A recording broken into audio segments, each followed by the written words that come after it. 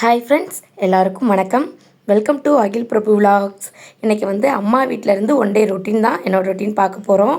எங்கள் வீட்டில் வந்து நானும் தங்கச்சியும் தான், பையன்லாம் இல்லை. ஸோ நானும் எங்கள் ஹஸ்பண்டும் தான் பையன் பொண்ணு எல்லாமே எங்கள் அப்பா அம்மாவுக்கு. காலைல எந்திரிச்சோடனேயே என் பையனுக்கு ஃப்ரெண்டுங்க இங்கே விளையாட வந்துட்டாங்க. ஸோ ஒரு பக்கம் வந்து கிரிக்கெட் விளாண்டுக்கிட்டு இருக்கான். காலைல எந்திரிச்சோடனே எந்திரிக்கும் போதே கோழி சவுண்டு, ஆடு சவுண்டு. கிராமம்தான் இது. காலையில் 4 மணி 4:30 ஆயிடுச்சுன்னா எங்கள் வீட்டில் உள்ளவங்க எந்திரிச்சு வேலை பார்க்குறாங்களோ இல்லையோ, எங்கள் வீட்டு சேவை கொக்கரக்கோ கொக்கரக்கோன்னு கூவ ஆரம்பித்து எழுப்பி விட்டுருது எல்லாரையும். அது நைட்டு இப்போ காலையில் தான் சேவை கூவுன்னு பார்த்தா நைட்டு 12 மணிக்கு கூட கூவுதுங்க. அப்படி காலைல எந்திரிச்சுன்னா அம்மா டீ போட்டு தந்துட்டாங்க. பொண்ணுங்க நம்ம கல்யாணம் பண்ணி போன வீட்டில் பிள்ளைங்கள ஸ்கூலுக்கு அனுப்ப, ஹஸ்பண்ட் ஆஃபீஸ்க்கு அனுப்பணும், அப்படியே பரபரப்பாக அப்படி திரிவோம். ஆனால் அம்மா வீட்டுக்கு வந்துட்டு அந்த ஒரு சோம்பேறித்தனம் எங்கேருந்து தான் வருமோ தெரியலை. அதே மாதிரி தாங்க எனக்கும். எங்கள் அம்மா வீட்டுக்கு வந்துட்டால் எப்போதுமே ஒரு சோம்பேறித்தனமும் கூட வந்துடும். உட்காந்துட்டு இருப்பேன். அம்மா தான் டீ போட்டு தர்றது எல்லாம் பண்ணுறது அம்மா தான் பண்ணுவாங்க. ஆத்தா பிளெயினே ஓட்டுற அளவுக்கு போகும், பிளெயினே ஓட்டுற அளவுக்கு போகும் இல்லைங்களா?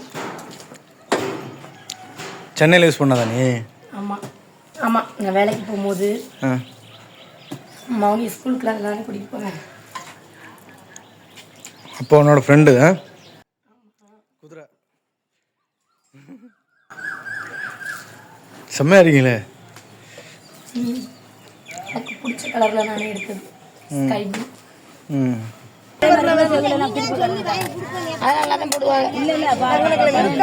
பழைய மில்ல நான் நேத்தே வியாபாரத்துக்கு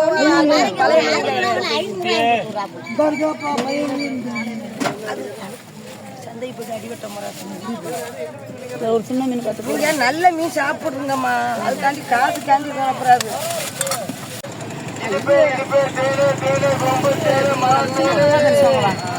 என்னது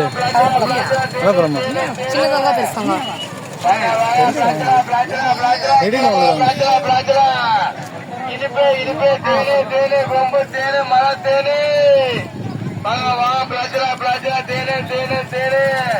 அப்புறம் அன்றைக்கின்னு எங்கள் ஊர் சந்தை.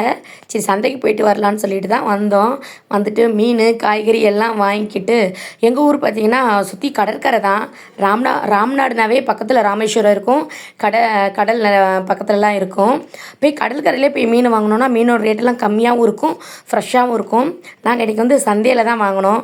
அப்படியே மீன் காய்கறி தேவையான பொருள்லாம் வாங்கிட்டு அப்படியே பலாப்பழ கடை பக்கம் வந்தோம். வண்டியில் வச்சு விற்றுட்டு இருந்தாங்க டெம்போவில். பண்ணுறாங்களா? பலாப்பழம் சாப்பிடாம இருக்க முடியாதா? பலாப்பழம் சாப்பிட்டு ரொம்ப நாள் ஆச்சு. அங்கெல்லாம் எவ்வளோ பலாப்பழம் இருக்கும் பஹ்ரைனில்? ரொம்ப ரேட்டாக இருக்கும் ஒரு பலாப்பழம். 4 பழம் 500 இருக்குமா?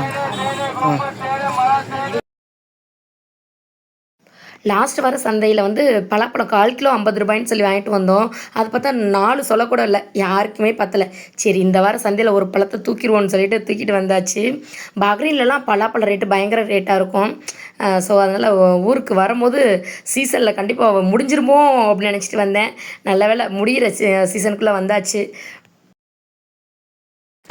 நானும் எங்கள் அப்பாவும் பலாப்பழ வேட்டையில் களத்தில் இறங்கிட்டோம். பலாப்பழம் வீட்டில் கொண்டுட்டு வரும்போதே பயங்கர ஸ்மெல்லு. வீட்டுக்குள்ளே வச்சா வீடே பலாப்பழம், அந்த அன்னாச்சி பழம் அதெல்லாம் வீட்டில் வச்சுருந்தோன்னு இங்கே பயங்கர வந்து என்னை கட் பண்ணி சாப்பிடுங்கடான்னு அதுவே வந்து கூப்பிட்ற மாதிரி இருக்கும்.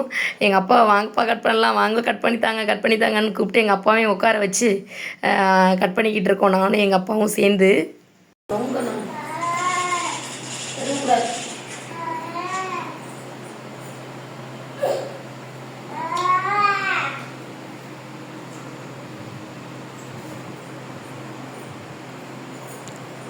ஐலாக் இன்னைக்கு வேட்டை தான், இன்னைக்கு சாப்பாடுலாம் கிடையாது. எங்கே போகிறீங்க நீங்கள் எங்கே போகிறீங்க? நீங்கள் எங்கே போகிறீங்க? பாய் போங்க. பெருசாக இருக்குது, இவ்வளோ பெருசாக இருக்குது. அதில் என்ன அப்படியே கலராக இருக்குது ஏதோ ஒன்று? அது சும்மா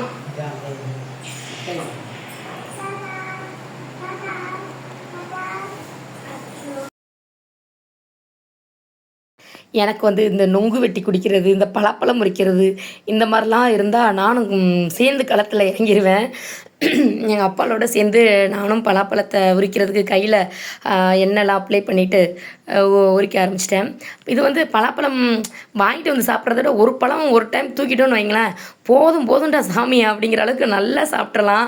இது கட் பண்ணுறதுக்கு மட்டும்தான் ரேட்டுன்னு நினைக்கிறேன். கட் பண்ணுறதும் அவ்வளோ ரொம்ப கஷ்டம் கிடையாது. அப்படியே ரெண்டாக இது பண்ணிவிட்டு கையில் நல்லா ஆயில் அப்ளை பண்ணிவிட்டு உரித்தோன்னா அந்த பால், அந்த பலாப்பழத்தில் பால் அதெல்லாம் வந்து கையில் ஒட்டாது. அந்த பிசு பிசுப்பு தன்மையெல்லாம் இருக்காது. ஈஸியாக தான் இருக்குது.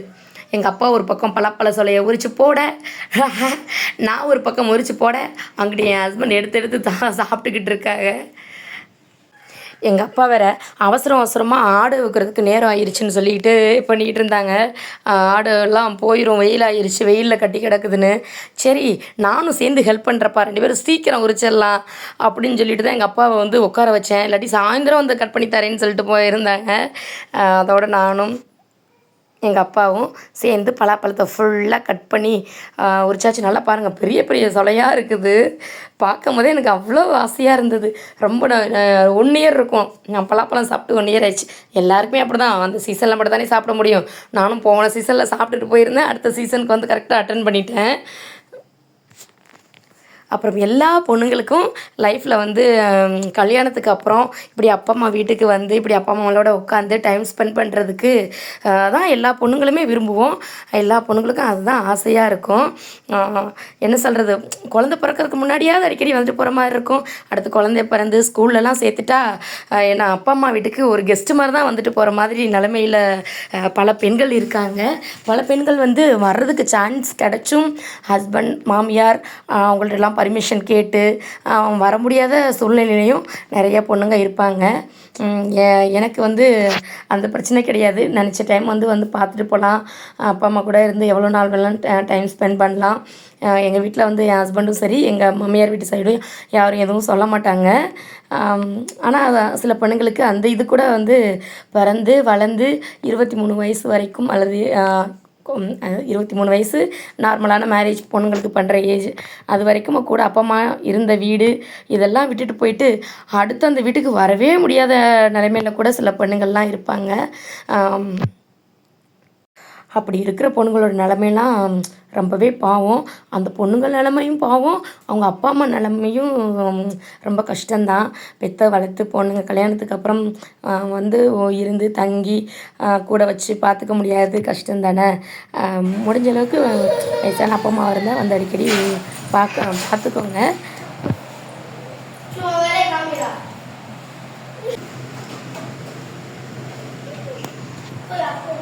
நல்ல பெரிய பெரிய சொலை பார்க்கும்போது இந்த மாதிரி கொஞ்சம் கலக்க முள்ளு இருக்குதா, கலக்க முள்ளு இருக்கிறத பார்த்து வாங்கினோம்னா அதில் பெரிய பெரிய சொலையா இருக்கும். சொலை நிறையா இருக்கும். பலாப்பழ சொலை முள்ளு நெருக்க இருக்கக்கூடாதுப்பா. கலக்க இருக்கணும்னு சொன்னாங்க, நெருக்க இருக்கணுமோ? ஐயோ அப்போ எனக்கு தெரியல, நெருக்க இருக்கணும்னு எங்கள் அப்பா சொல்கிறேன். நான் கலக்கன்னு சொல்லிக்கிட்டு இருக்கேன். முள்ளு நெருக்க இருக்கணும். முள்ளு நெருக்க இருந்தா பழம் நெருக்க இருக்குமோ? நல்லா தெரியுமா? சொல்ற தப்புன்னு சொல்லிடுவார். குரு மச்சான் ஒழுங்கா சொல்லிக்கிறேன். காமி மச்சாங்க.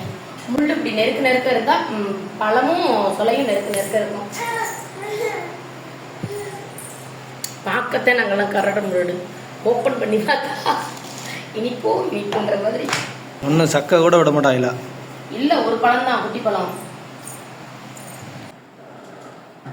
இவ்வளோ இருக்கு? சரி, இதில் எனக்கு உனக்கா? அப்போ ஒரு பலாப்பழம் உனக்கு வேணும். பலாப்பழ அல்வா செய்யலாம் தெரியுமா? அல்வாவா? பலாப்பழ அல்வா. பலாப்பழத்தை நிறைய ஸ்வீட் செய்வாங்க. ஒரு பலாப்பழமே இன்னொரு பலாப்பழத்தை உரிச்சிருக்கே.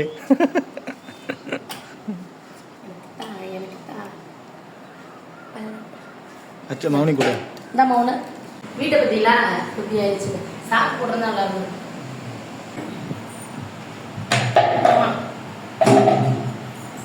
நேற்றுலேருந்து பலாப்பழ ஸ்மெல்லு வீட்டில் வந்துக்கிட்டே இருக்கவும் தூக்கமே இல்லை. எப்படா விடியும், எப்படா நான் பலாப்பழம் வறுத்து சாப்பிடுவோங்கிற ஆசையாகவே இருந்தது. நகர மீன் பொடி, நகர மீன்.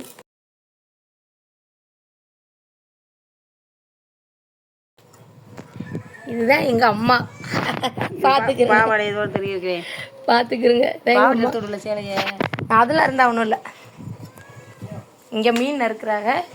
அங்கே வந்து சோறு விறகடுப்பில் சோறு கொதிச்சுக்கிட்டு இருக்கு. ரெடி ஆயிடுச்சு சாப்பாடு, சாதம். மீன் நறுக்கிறாங்க. மீனை பார்த்தவொடனே ஒரு புது கெஸ்ட்டு எங்கள் வீட்டுக்கு வந்திருக்காங்க. இவங்க தான் அவங்க. ஒரு ஆள் இல்லாட 2 பேர் வந்துட்டாங்க. இங்கே கத்துதுங்க. வா இதான் ஃப்ரெண்ட்ஸ் எங்களோட வீடு வெளியில். நான் அப்புறம் ஒரு நாள் வந்து வீட்டோட ஹோம் டூர் போடுறேன். இப்போ இதுதான் சிம்பிளாக ஓட்டு வீடு தான். இங்கிட்ட வந்து தார்சு வீடு, சின்னதாக இறக்கிருக்கோம் தார்சு வீடு. நல்ல மீனாம்மா? நல்ல மீன் இல்லையோ? நல்ல மீன், நகர மீன் நல்ல மீன். நகர மீன் நல்ல மீனா? இந்த மீன் நல்ல மீன் இல்லாத மாதிரி தான் தெரியுது. எல்லாமே நல்ல மீன் தான். இது நான் எனக்கு தெரியாமல் வாங்கிட்டு வந்துட்டேன், எனக்கு வாங்க தெரியாமல். இங்கே வீட்டுக்கு நகர மீன் நல்ல மீன் தான், வாங்க தெரியாமல் என்ன நல்ல மீன். இங்கே வீட்டுக்கிட்டேயே நிறையா மீன் வந்து விற்று வரும். கிலோ 100 ரூபா 200 ரூபா அப்படின்னு. பக்கத்தில் கடற்கரைலாம் இருக்காம்மா? கடற்கரை கடற்கரை பக்கம். ம். விறகடுப்பு உள்ளே வந்து கேஸ் இருக்குது, வெளியில் விறகடுப்பு இருக்குது.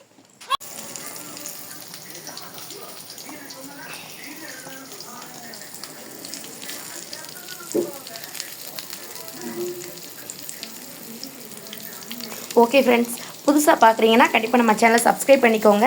நெக்ஸ்ட் வீடியோவில் பார்க்கலாம்.